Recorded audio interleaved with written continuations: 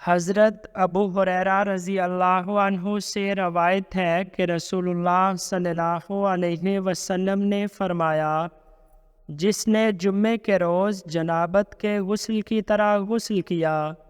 پھر نماز جمعہ کے لیے گیا تو گویا اس نے اونٹ کی قربانی کی، اور جو اس کے بعد والی گھڑی میں گیا تو گویا اس نے گائے قربان کی، اور جو تیسری گھڑی میں گیا تو گویا اس نے چتکبرا مینڈا قربان کیا، اور جو چوتھی گھڑی میں گیا تو گویا اس نے مرغی کی قربانی کی، اور جو پانچویں گھڑی میں گیا تو گویا اس نے انڈے کی قربانی کی۔ پھر جب امام خطبے کے لیے نکل آیا تو فرشتے ذکر سننے کے لیے حاضر ہو جاتے ہیں۔